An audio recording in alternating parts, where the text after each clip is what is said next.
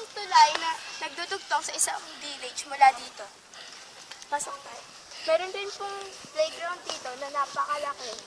Napakalinis po dito at napakadaming puno.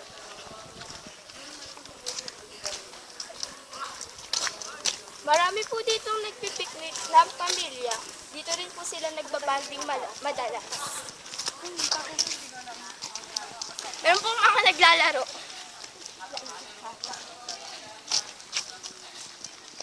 Meron din po ditong hayop na dalawang unggoy. Di ka wala.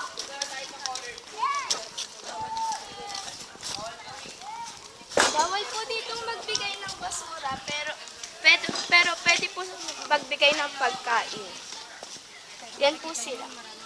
Pero nakikita nyo po, marami pong basura dito.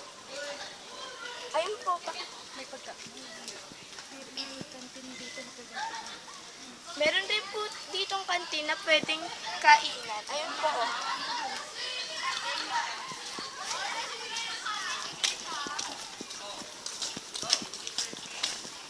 Meron pa pala Po siya.